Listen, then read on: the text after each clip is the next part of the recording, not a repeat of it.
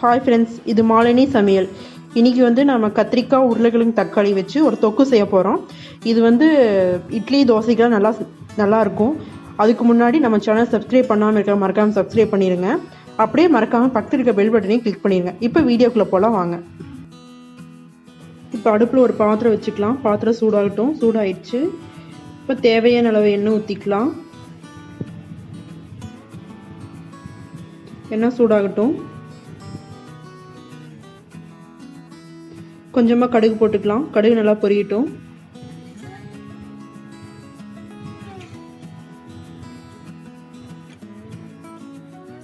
ஒரு பெரிய வெங்காயம் கட் பண்ணி வச்சுருக்கேன், அதுவும் இது கூட போட்டுக்கலாம். வெங்காயம் வதக்கி விட்டுறலாம்.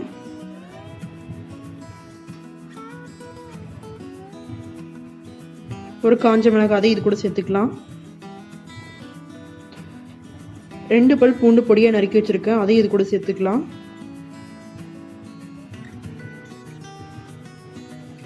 வெங்காயம் நல்லா வதங்கட்டும்.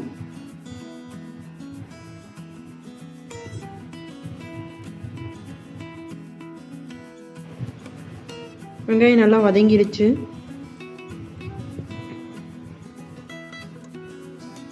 இப்போ மீடியம் சைஸ் கத்திரிக்காய் 3 கட் பண்ணி வச்சுருக்கேன், அதையும் இது கூட சேர்த்துக்கலாம்.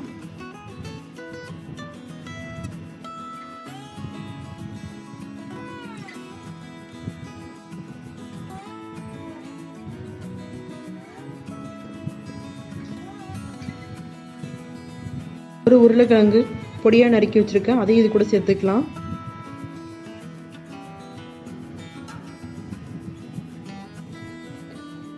ஒரு நிமிஷம் நல்லா வதக்கி விட்டுறலாம். ரொம்ப வதங்க வேண்டாம்.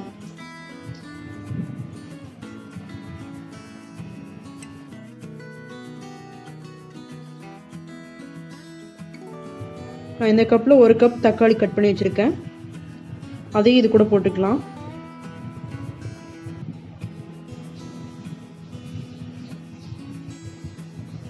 நல்லா மிக்ஸ் பண்ணி விட்டுறலாம்.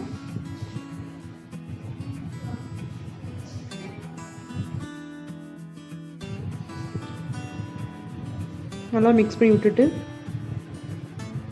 கொஞ்சமாக மஞ்சத்தூள்,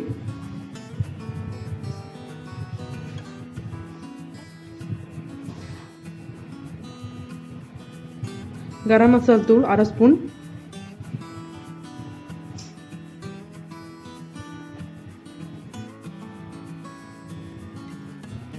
மிளகாத்தூள் 1 ஸ்பூன்,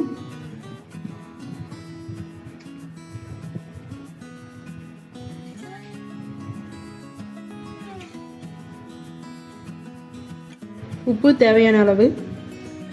இது எல்லாத்தையும் போட்டு நல்லா மிக்ஸ் பண்ணி விட்டுறலாம்.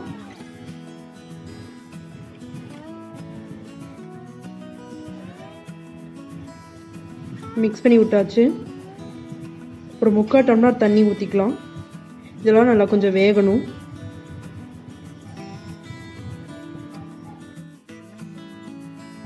நல்லா மிக்ஸ் பண்ணி விட்டுடலாம் தண்ணி ஊற்றி. இப்போ ஒரு 10 நிமிஷம் மூடி வச்சிடலாம். இப்போ ஓப்பன் பண்ணி பார்க்கலாம். நல்லா வெந்துருச்சு. இப்போ மிக்ஸ் பண்ணி விட்டுறலாம்.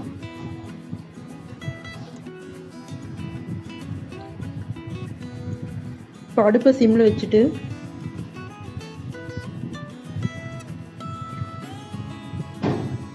இந்த மாதிரி மத்துக்குச்சி இருந்துச்சுன்னா அதை வச்சு இந்த மாதிரி கடைஞ்சிருங்க. அப்படி உங்களால் கடையிறக்கு மத்துக்குச்சி இல்லைன்னா மிக்சியில் போட்டு கூட ஒரு சுற்றி எடுத்துக்கலாம். இப்போ தக்காளி உருளைக்கிழங்கு கத்திரிக்காய் தொக்கு ரெடி ஆயிடுச்சு. இது இட்லி தோசைக்கெல்லாம் நல்லாயிருக்கும். இது போல் நீங்களும் செஞ்சு பார்த்துட்டு எப்படி இருக்குன்னு கீழே கமெண்ட் பாக்ஸில் கமெண்ட் பண்ணுங்கள்.